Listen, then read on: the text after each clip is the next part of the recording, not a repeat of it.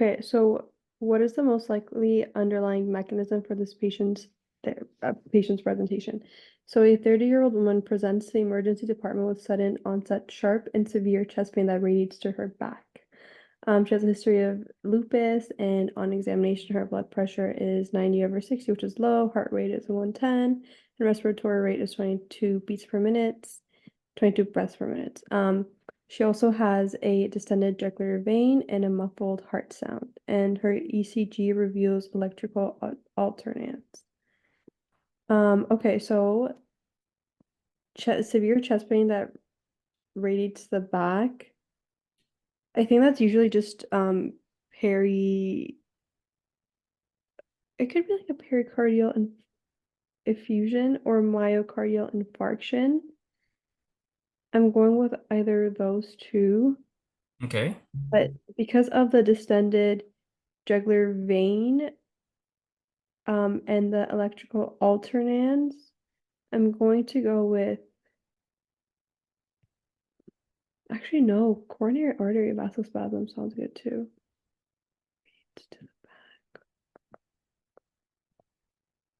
I'm gonna go with myocardial infarction, but it could also be coronary artery vasospasm.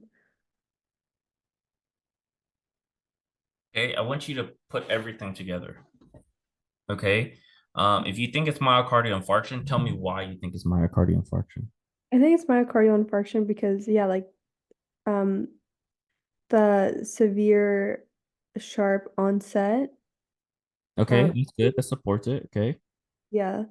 The jugular vein that's distended, I think that should also go with it. The only thing that I'm really confused about is her age, which is why I think maybe it could be like a coronary artery vasospasm, because I know those basically like mimic a Okay. myocardial infarction. How about muffled heart sounds? Does a myocardial infarction or coronary artery vasospasm, does it cause muffled heart sounds?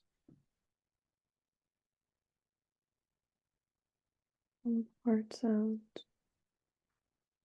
Muffled heart sounds mean you can't hear the heart, right? Oh, if you can't hear the heart, then I'm gonna go with pericardial effusion Okay. because I'm pretty sure you can hear.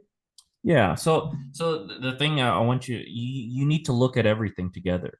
Okay. I think you're selecting certain things to look at and then ignoring things, right? So in my mind, when I read this, right, you have a 30-year-old woman. It's an emergency. She has severe chest pain that radiates to the back. Okay, I know it's an acute issue that it has to be coronary or cardiac an issue.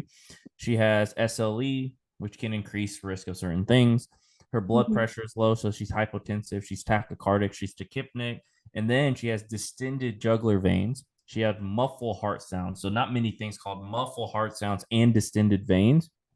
And then an ECG, if you know what electrical alternans is, right? That's very specific for something, and that's usually pericardial fusion or cardiac tamponade. So myocardial infarction, remember, you're going to have ST elevations or depressions, right? Coronary artery vasospasms will also have ST elevations. Pneumothorax, right? You're going to have a collapsed lung, right? So usually a lot of times they'll have a chest X-ray. Pulmonary embolism, too young for that. Probably it would have any kind of, a history of sitting too long on a plane or a car ride, on kind of things that cause hypercoagulation. But here the best thing is going to be the pericardial effusion.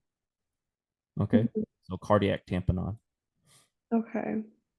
Um, can we go over this a little bit if possible? So muffled heart sound means that there's no sound. No, it's hard to hear. Hard to Oh, hear. it's hard to hear. Okay. Yeah, and remember, do you remember Beck's triad by any chance? Yes. Okay, can you list the three? Um, cardiac tamponade was one of them, I think. Yeah, Beck's triad is the symptoms of cardiac tamponade, but it's called a triad because there's three things. Do you remember the three things? No, I don't remember it. I think it's Okay, so hypotension. okay. Yes.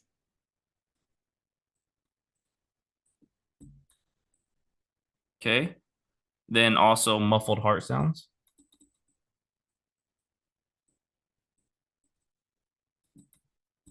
Okay, and then jugular venous dissension. Mm-hmm. So you got to know these symptoms because they'll always test it like this. And then electrical alternans is a very specific thing for cardiac tamponade also, or asthma exacerbation can also have electrical alternans, but those two things. Okay.